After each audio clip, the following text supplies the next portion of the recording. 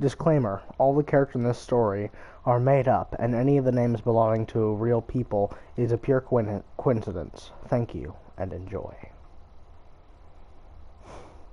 March 17th, 2014. The day that changed everything. My name is Matthew Herondale, and I'm here to tell you my story. It was a long, cold winter night. My old friends and me were playing on our old Minecraft world, Volcano.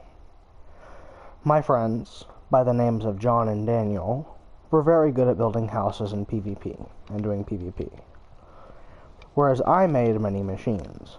Such is true to this day. We were all hanging out in my room with 3 computers hooked up on our world. John was making a giant statue of a knight.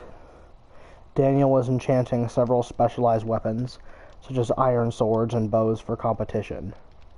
You see, every month, we would have a fighting tournament to see who was the best, and everyone randomized their items.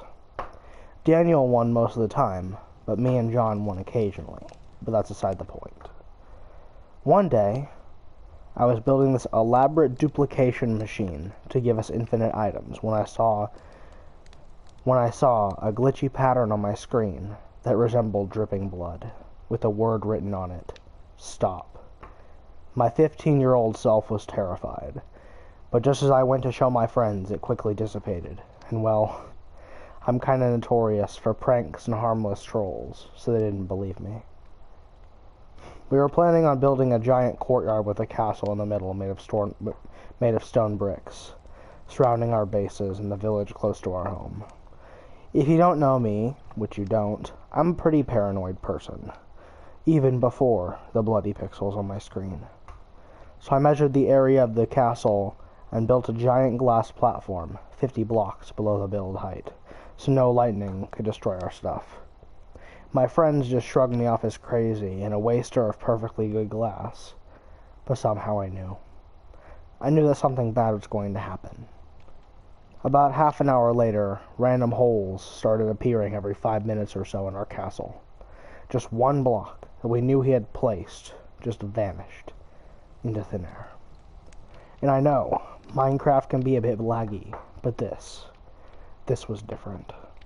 It slowly adapted to our replacements, and the hole started getting bigger, from 2 blocks going missing from the same area all the way to 15.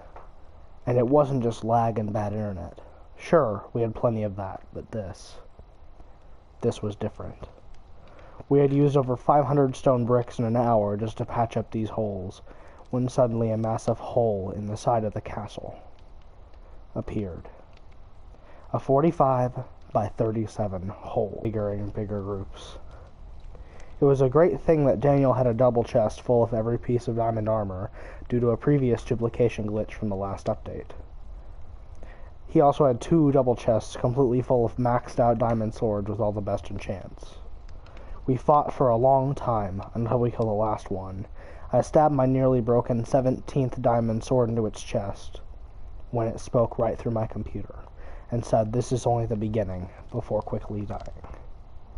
Me and my friends cowered in fear and backed away, in fear of what was going to happen next. But for the next few weeks, nothing really significant happened. We finished the gigantic castle, we cheered, and I finished my new duplicator. And Daniel got to enchanting, and we had even more weapons than before. But then, on March 29th, it happened.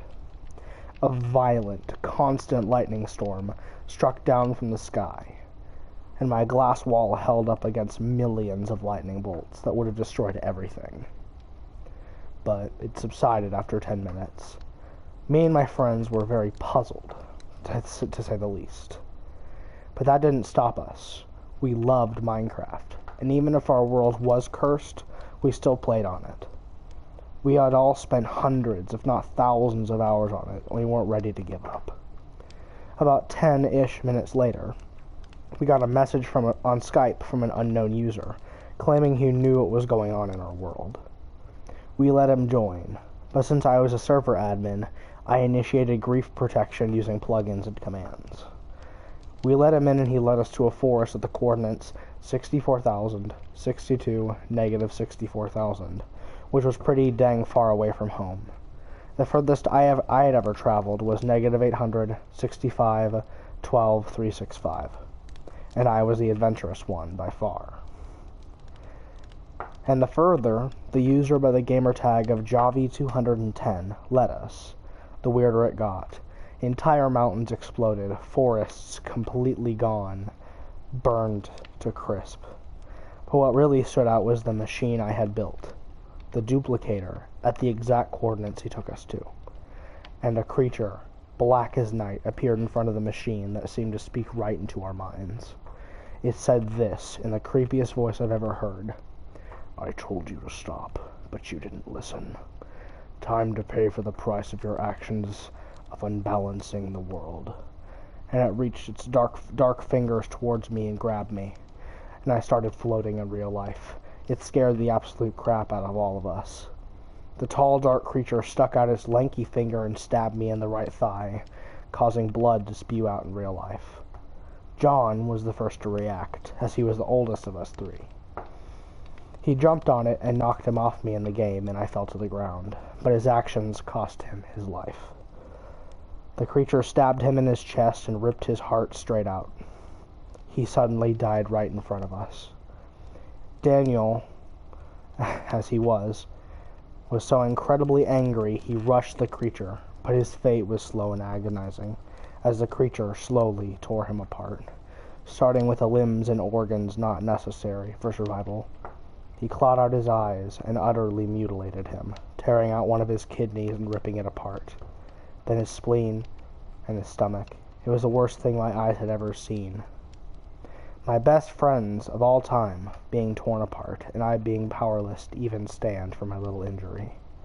And as I watched the creeper rip Daniel apart, I saw my carpet get soaked with blood, and he died as well. Then it turned to me and slowly crawled. It grabbed me by the throat and told me to delete the world and never come back. It stabbed its claw in my left eye, blinding me in it, and then it ran them across my body, giving me major cuts everywhere. But after a while, I gathered the strength to get up, and I left the world and deleted it. It has been many, many years, and I still have the old save file located on my computer of the month before we built the castle. Backup of sorts, but I never even had the nerve to play it. I was arrested for attempted murder, but they ruled me out as all the deaths were very unnatural.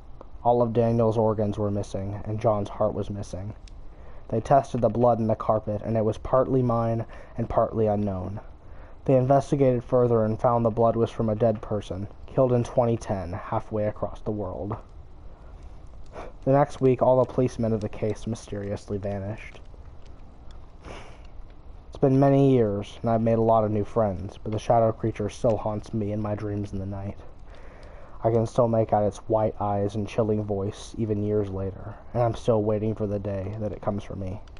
I guess we'll never know.